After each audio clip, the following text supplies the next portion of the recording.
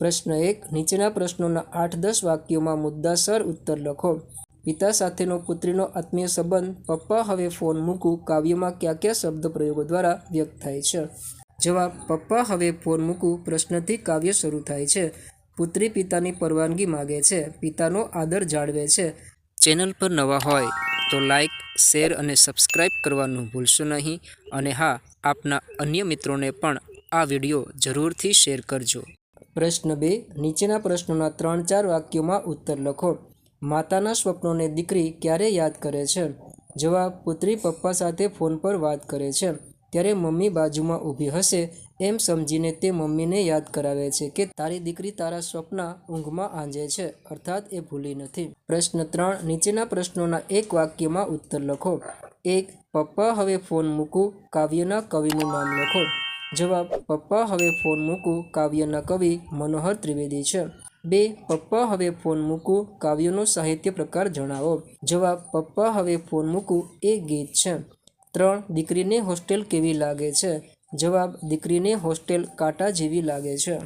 4 દીકરીના મતે માતા કેવી છે? જવાબ દીકરીના મતે માતા ચિંતાતુર, ભોળી અને ભૂલકણી છે।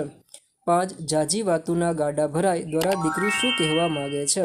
જવાબ જાજી વાતુના ગાડા ભરાય દ્વારા દીકરી કહેવા માગે છે કે વાતો તો ખૂબ કરવી છે પણ હું ટૂંકમાં જ બધું સમજાવવા માગું છું। આવા જ વિડીયો જોવા અમારી ચેનલને લાઇક, શેર અને સબસ્ક્રાઇબ કરવાનું ભૂલશો નહીં। પ્રશ્ન 4 નીચે આપેલા વિકલ્પોમાંથી યોગ્ય વિકલ્પ પસંદ કરી ખાલી જગ્યા પૂરો।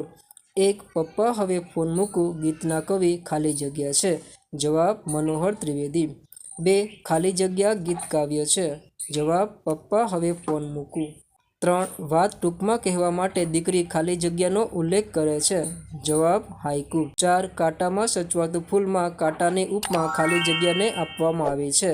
જવાબ હોસ્ટેલ। 5 દીકરી પપ્પાને ખાલી જગ્યા વાતનું માઠું ન લગાડવાનું કહે છે। જવાબ મમ્મીની। વ્યાકરણ પ્રશ્ન 1 નીચે આપેલા શબ્દોની જોડણી સુધારીને લખો। હોસ્ટેલ, નીંદર। પ્રશ્ન 2 નીચે આપેલા શબ્દોના ધ્વનિ ઘટકો છૂટા પાડો। પ્રશ્ન 3 નીચેના વાક્યોમાં રેખાંકિત સંજ્ઞાના પ્રકાર જણાવો। 1 જેમ કે કાંટામાં સચવાતું ફૂલ, ફૂલ જાતિવાચક। પ્રશ્ન 4 નીચેના શબ્દોના સાચા સમાનાર્થી શબ્દો શોધીને લખો। 1 મોજ, ખુશાલી। 2 ડાળ, શાખા। 3 કાંટો, કંટક। 4 ફૂલ, પુષ્પ। 5 જિદ્દી। પ્રશ્ન 5 નીચેના વાક્યોમાંથી સર્વનામ શોધી તેનો પ્રકાર લખો। પ્રશ્ન 6 નીચેના રૂઢિપ્રયોગના સાચા અર્થ શોધીને લખો। 1 આંખમાં આંજવું।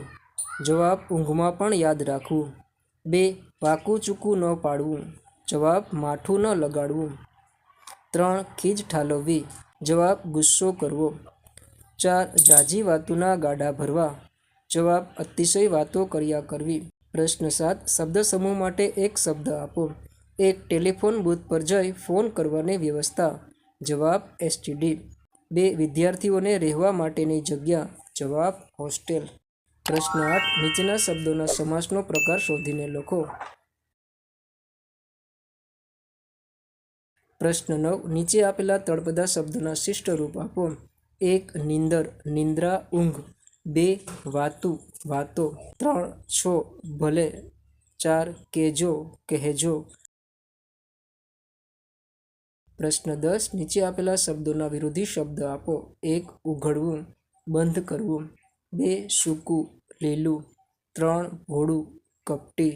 4 પ્રશ્ન 11 નીચે આપેલા શબ્દોના લિંગ ઓળખાવો। તો આપે હજી સુધી વિડીયોને લાઇક અને ચેનલને સબસ્ક્રાઇબ ન કરી હોય તો હમણાં જ લાઇક અને સબસ્ક્રાઇબ કરવા વિનંતી।